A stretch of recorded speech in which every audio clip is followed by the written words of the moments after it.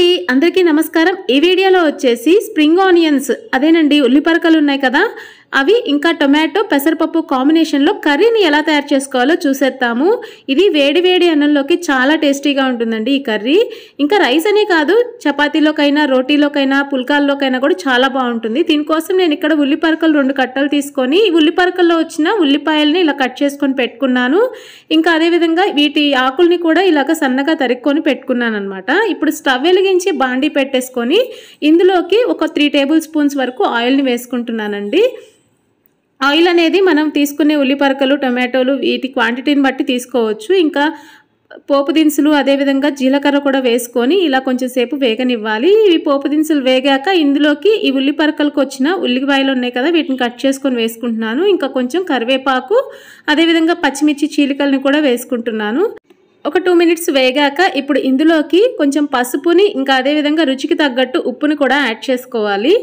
ఇలా యాడ్ చేశాక ఒకసారి బాగా మిక్స్ చేసుకోవాలండి ముక్కల్ని మిక్స్ చేసుకున్నాక ఇప్పుడు ఇందులోకి 2 టేబుల్ స్పూన్ల అల్లం వెల్లుల్లి పేస్ట్ని కూడా యాడ్ చేసుకోవాలి।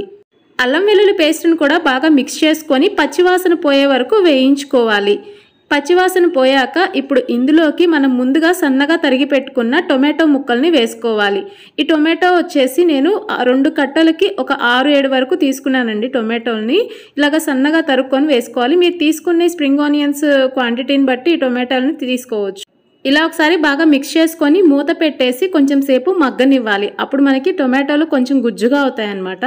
చూడండి టొమాటోలో నుంచి రసం కూడా బయటకు వచ్చేసింది। ఇంకా టొమాటోలు కూడా చక్కగా మగ్గిపోయినాయి। ఇప్పుడు వచ్చేసి ఇందులోకి కారాన్ని యాడ్ చేసుకోవాలి। మన రుచికి తగ్గట్టు కారాన్ని యాడ్ చేసుకోవాలండి। ఇక్కడ వచ్చేసి నేను ఆల్రెడీ పచ్చిమిర్చి చీలికలు కూడా వేసాను కాబట్టి కొంచెం మామూలుగానే వేస్తున్నాను కారాన్ని అయితే।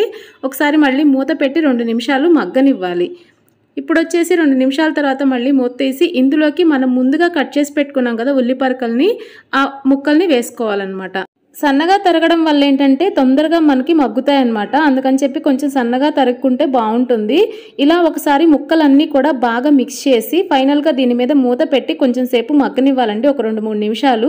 అప్పుడు ఏంటంటే మనకి వాటర్ అనేది వస్తుంది ఆ ఉల్లిపరకల్లో నుంచి మనం ఎక్స్ట్రా వాటర్ ఏమీ యాడ్ చేసే పని ఉండదు। ఆల్మోస్ట్ దీనిలో నుంచే మనకి వాటర్ వస్తుంది దాంతోనే మగ్గిపోతుంది। ఇప్పుడు వచ్చేసి ఇందులోకి ముందుగా నానబెట్టి పెట్టుకున్నానండి నేను ఈ పెసరపప్పును యాడ్ చేస్తున్నాను। ఈ పెసరపప్పును వేసేసుకొని మళ్ళీ ఒకసారి బాగా మిక్స్ చేసుకోవాలి। బాగా మిక్స్ చేసుకొని మళ్ళీ మూత పెట్టి మగ్గనివ్వాలి। మనకి దాంతోటి ఆ వాటర్ తోటి మ్యాక్సిమం అనేది ఉడికిపోతుంది కర్రీ। మనం బయట నుంచి ఏ వాటర్ యాడ్ చేసే పని ఉండదు। ఇలా మూత పెట్టేసేసి కొంచెం సేపు ఒక 5 మినిట్స్ మగ్గనివ్వాలి। మధ్య మధ్యలో కొంచెం మిక్స్ చేసుకుంటూ ఉండాలి ఎందుకంటే అడుగంటకుండా అన్నమాట।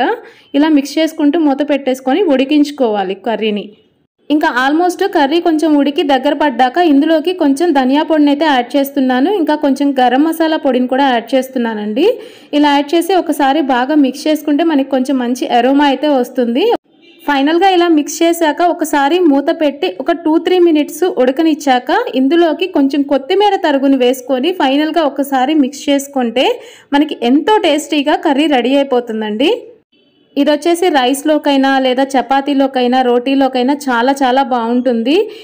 నేనైతే ఈ కర్రీని మధ్యాహ్నం లంచ్లోకి అయితే ప్రిపేర్ చేశానండి। ఇలాగ వేడి వేడి అన్నంలోకి కర్రీ వేసుకొని తింటుంటే చాలా చాలా సూపర్గా ఉంది। మీరు కూడా తప్పకుండా ట్రై చేయండి। ఈ వీడియో నచ్చితే తప్పకుండా లైక్ చేయండి, షేర్ చేయండి। ఇంకా మన ఛానల్ని ఫస్ట్ టైం చూస్తుంటే కనుక సబ్స్క్రైబ్ చేసుకోవడం మాత్రం మర్చిపోకండి।